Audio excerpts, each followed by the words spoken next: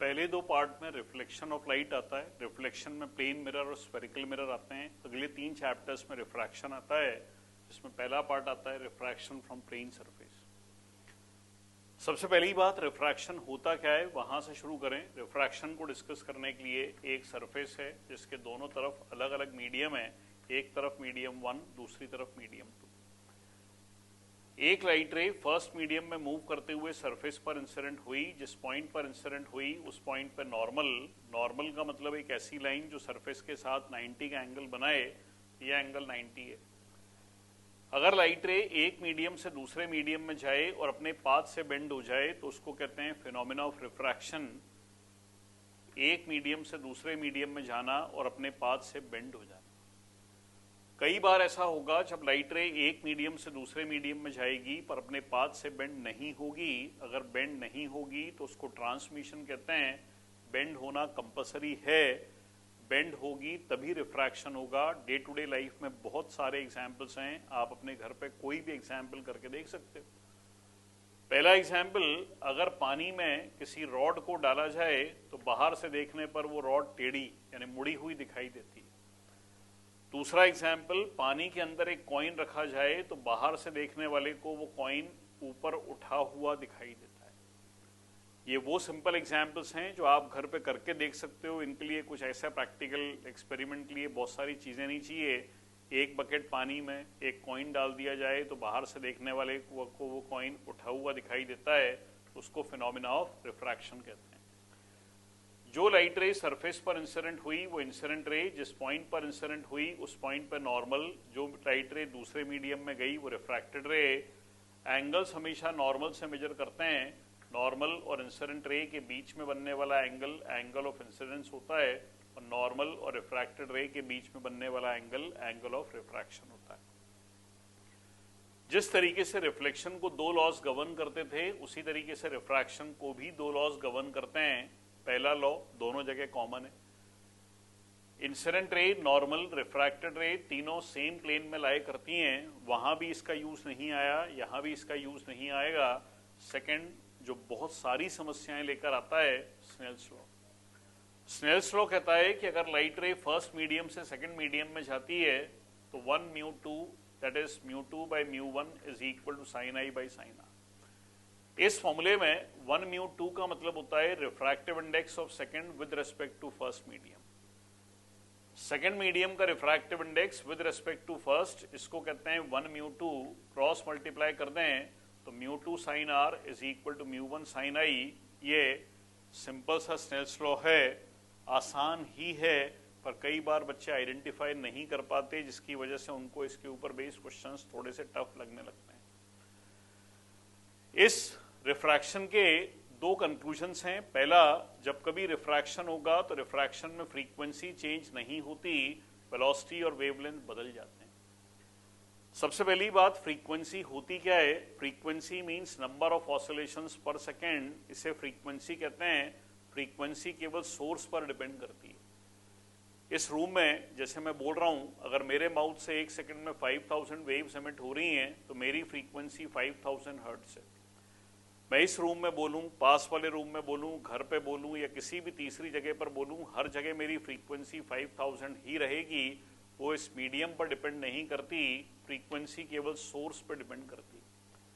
एक बड़ा अच्छा सा क्वेश्चन इस आर्टिकल के ऊपर काफी सारे एग्जाम्स में रिपीटिशन में मिलेगा, that is colours of light are characterised by which property of wave.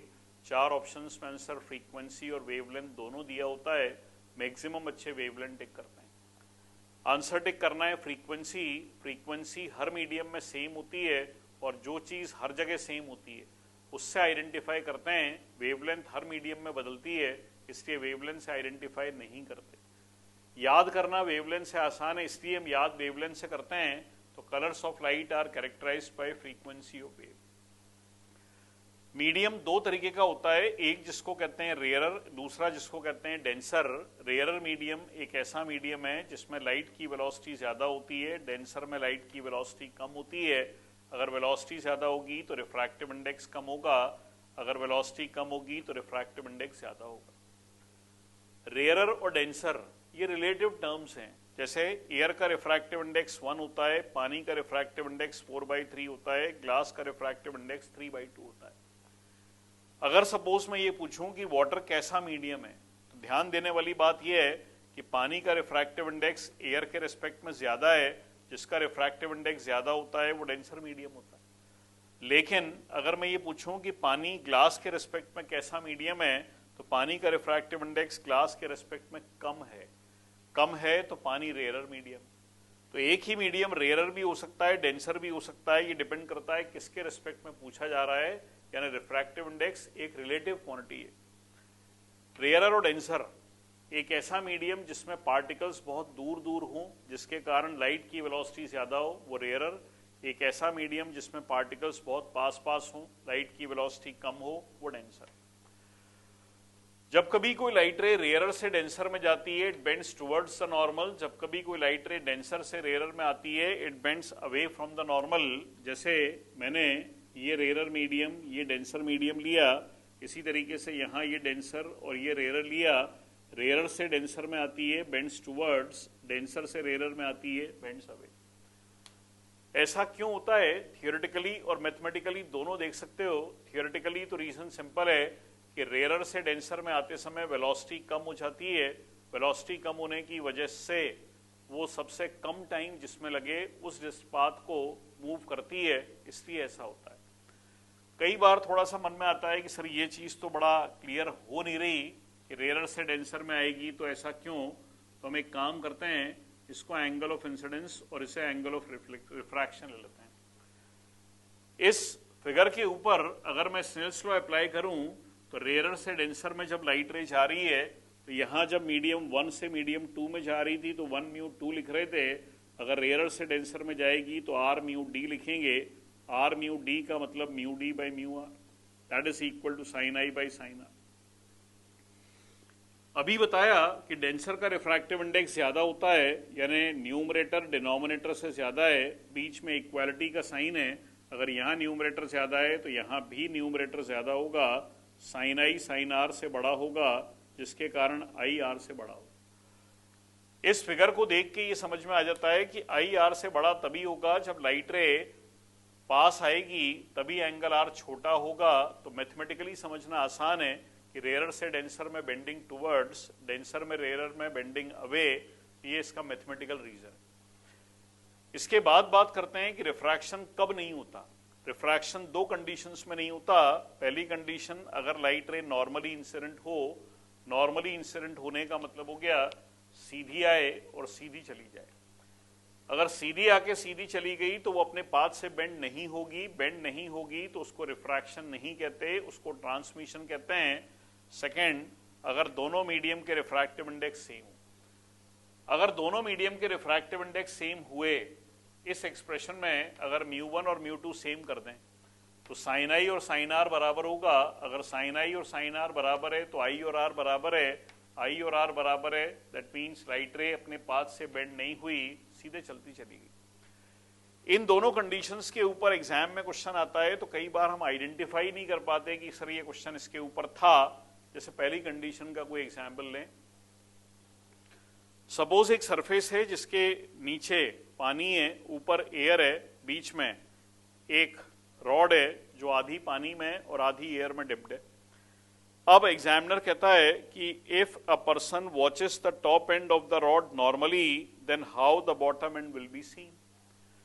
अगर एक आदमी इस रॉड के टॉप एंड को नॉर्मली देखता है तो बॉटम एंड कैसा दिखाई देगा। ऊपर से देखेंगे तो अगर टॉप एंड को देख रहे हैं तो रॉड मुड़ी हुई नहीं दिखाई देगी, जिसके कारण बॉटम एंड विजिबल ही नहीं होगा। 4 ऑप्शन में एक ऑप्शन होता है, the bottom end will become invisible.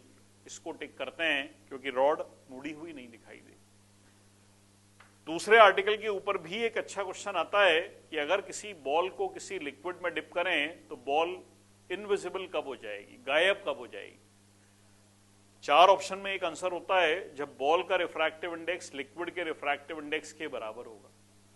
अगर दोनों क्वांटिटी सेम मटेरियल की हो गई, अगर दोनों का रिफ्रैक्टिव इंडेक्स सेम है तो दोनों का मटेरियल सेम है, सेम मटेरियल वाली दो क्वांटिटीज को मिक्स कर दें तो फिर दोनों को अलग अलग नहीं कर सकते। एग्जाम्पल, 2 अलग अलग गिलास में पानी है, दोनों को एक जग में मिक्स कर दो, और मिक्स करने के बाद फिर ये बोलो कि अब इनको सेपरेट करना है, तो सेपरेट नहीं कर सकते।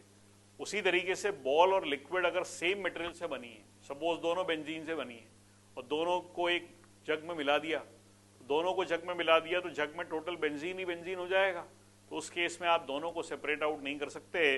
तो ये दो कंडीशंस हैं जिसमें रिफ्रैक्शन नहीं होगा, एक तो नॉर्मल इंसिडेंस और दूसरा refractive index same. Examination point of view से ये स्नेल्स लॉ सबसे इंपॉर्टेंट है। 1 μ2 is equal to μ2 by μ1 is equal to sine I by sine R. Stretch इसी पर करना है, जो भी कुछ अच्छे क्वेश्चन से इसकी एप्लीकेशन आती है वो इसी पर आती है।